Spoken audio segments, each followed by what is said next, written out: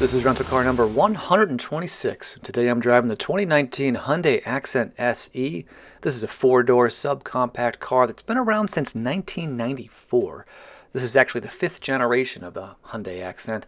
I mention that because I don't know about you, but I don't want to ride around in a first-generation vehicle. I want something that's been around for a bit. Now, this one MSRP is for $16,000. Give or take a little bit. So it's a cheaper vehicle, but I still think there's quite a bit to talk about, and it has a lot to offer, so don't discount it just yet.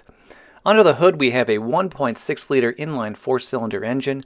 You get a 6-speed automatic transmission with SHIFTRONIC capability. That's just marketing talk, meaning if you like to, you can pop that gear shift over to the left, push it up or down to shift the gears somewhat manually. And actually, the Accent has a manual edition, which are harder and harder to find right now. So, well, that's a good thing. You also knock at least $1,000 off the sticker price if you go manual.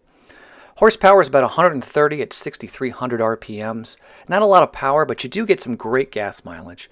28 miles per gallon in the city, 38 on the highway with a combined rating of 33. That's not bad for a car this size. Your fuel tank actually is rather small. You only get 11.9 gallons. So that means if you want to fill this thing all the way up, it's going to cost about $35 by me because gas has gone all the way up to $3 a gallon. Alright, before I show you the interior of the vehicle, I just want to quickly talk about handling, acceleration, and cabin noise. Handling, I'm going to be honest, is a little bit rough. You especially feel the bumps in the road at high speeds, but it turns well, parks really easily, and overall I really have no issues with handling. Acceleration, you got to remember, this is not a quick car. Your 0 to 60 time is probably going to be above 10 seconds with the automatic transmission. If you were to upgrade to the limited trim level, that's the top trim level, and get a manual transmission, Car and Driver reports that your 0 to 60 time would be 7.5 seconds, which isn't too shabby. But this car has that automatic transmission, and it is a little bit slow. But I mean, you're getting a car with great gas mileage, so if you're buying something like this, speed probably isn't your top priority. Last thing, cabin noise.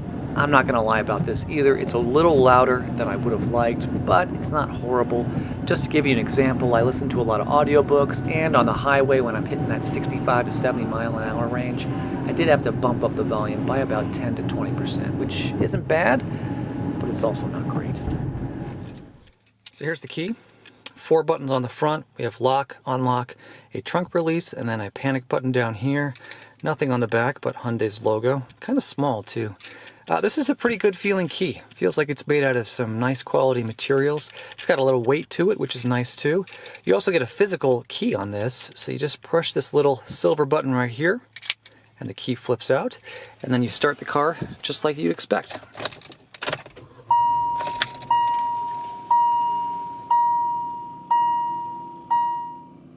Here's the steering wheel setup. On the left-hand side, we have buttons to answer and hang up a phone call, adjust the volume and the track that you're listening to, mute the audio, and also cycle through the audio. So we can cycle through AM and FM radio, your Bluetooth connectivity, and then I think there's XM on this. Let's check. So I'm going to cycle through everything real quick.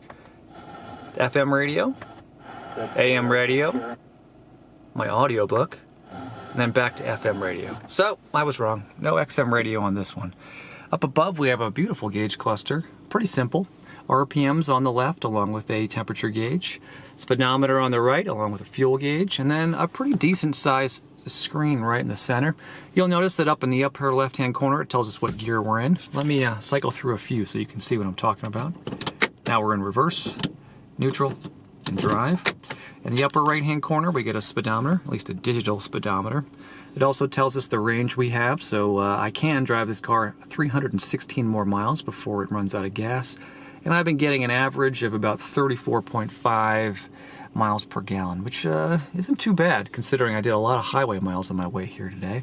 And then all the way at the bottom, we have a temperature gauge that shows us it's 51 degrees outside, and then our odometer all the way at the bottom. This one has got some miles on it. 15,000 miles for a brand new 2019 is pretty good. And then you'll see the brake indicator light right there. I'll take off the parking brake and you'll notice it goes away. So fairly attractive gauge cluster, especially for a car at this price point. Over to the left, we have window controls and door locks, mirror controls to adjust the side view mirror, both the driver's side and the passenger side. I would note that the side view mirrors do not have blindside detection, but this is a fairly small car, so it's not a problem because you can see around the vehicle pretty easy with just the standard mirrors. Up on the dash, we have a button to adjust the brightness of the display up here in the gauge cluster. We also have our traction control on and off button right here. And then down below we have our hood release, and then all the way at the bottom we have a trunk release and the fuel cap release. Up top we have a sunglass holder, and then two lights, and a fairly simple control to control whether or not the lights are going to turn on when you open up a door. Below there we have our rear view mirror. No buttons of any kind on it, just a simple switch to adjust it. You'll notice there are no garage door buttons on this vehicle, not even on the sun visor right here, although you do get a mirror. Alright, down below there is the center display. Just to give you an idea of the size, here's my cell phone, and you'll notice the screen on my phone is actually a little bit bigger than the size of the screen on this car. That's not a big deal, but you should know it's a smaller size. It does have plenty of functionality, however. Down below here are all the buttons you can use to navigate through the menu structures. So you can press the radio button to jump over to the radio, hit the media button to see what's streaming over your cell phone. You can hit the seek or the track button to change either the chapter on your audiobook, like I'm listening to now, or change the track on the album you're listening to. There's also a phone button. Shows you the ability you can dial phone calls yourself through this system, see your call history, go through your contacts, or do some other things like see your favorites. I don't use this. Frankly, if I'm going to make a phone call, I'm going to pull over and use my cell phone, but it's nice to see you do have that functionality here. There's also a setup screen.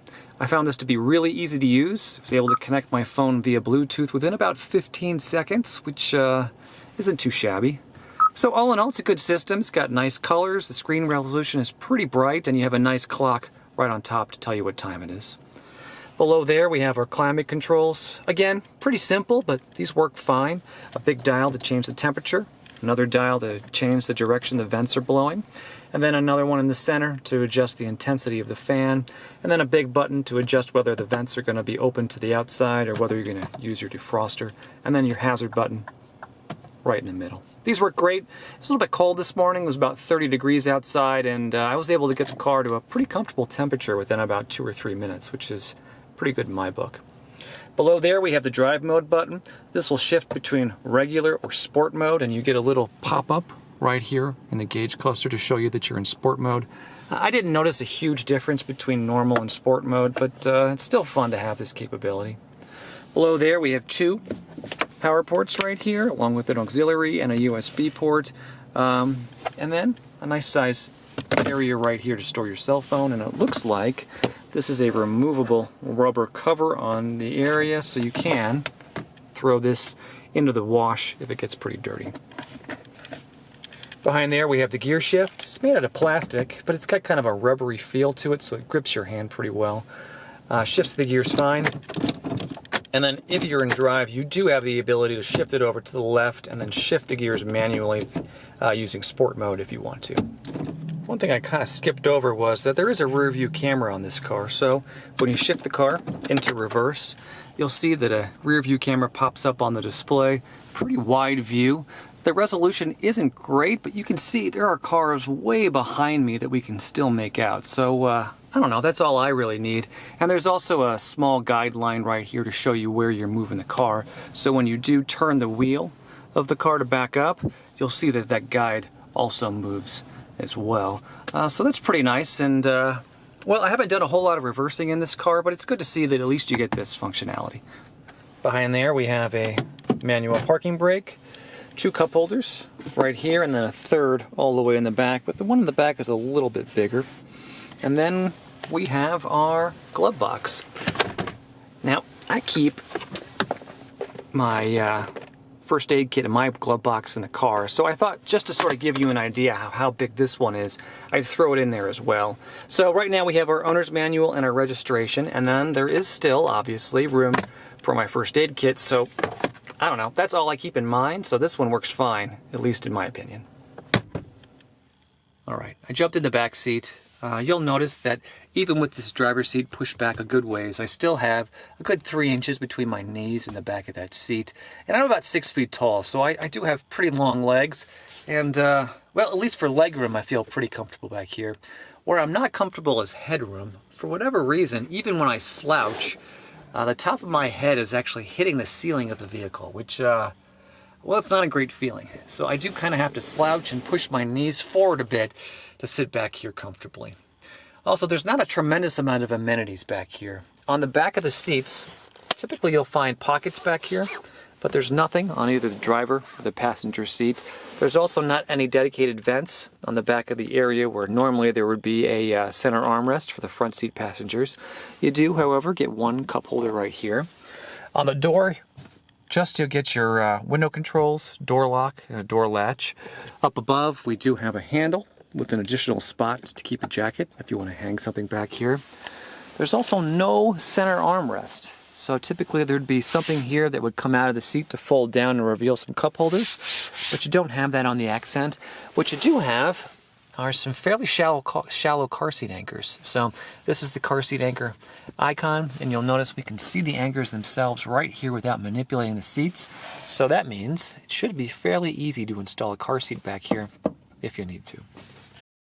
Alright, so let's close things out by taking a look at the trunk space. First thing I want to mention is when you do use the manual control on the floor by the driver's seat and you pull it up, for some reason you also pull up the gas cap release. I don't know if mine was just sort of crooked, but it happened over and over again when I was using the car. So you do have to close the gas cap while you're on your way to the trunk space. When you get to the trunk space, it's a pretty big area. A lot larger than I was expecting on a subcompact car like this.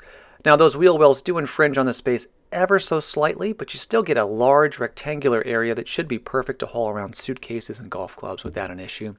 Also, underneath the floor of this area, you do get a temporary spare tire. That's always great. And those rear seats do fold down. You just have to pull up really gently on these plastic pieces and the seats fold down pretty easily. Although I would note that you do have to push both the driver and the passenger seat forward, at least in the positions I was keeping those seats, to make enough room for those rear seats to collapse. It's a little annoying, but not that big a deal. And once those rear seats do collapse, you'll see that you do get a lot more space back here to haul around some larger items. So that's pretty much everything end to end on the 2019 Hyundai Accent SE. Remember, the MSRP on this car is about $16,000, but I bet you can get that price down quite a bit if you use some incentives and maybe negotiate a little bit with Hyundai. So if you're looking for a new car and you're trying to stick to a strict budget, this is a great option because you get a nice vehicle with some pretty up-to-date technology, great gas mileage at a super reasonable price. So with that in mind, I'm going to give this one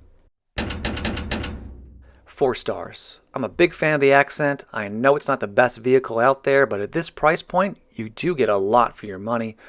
But anyway, that's just my opinion. If you disagree with me, please leave a comment below. I really would love to hear from you. Otherwise, thank you so much for watching, and I hope you join me next time when I rent and review my 127th rental car. I'll see you then.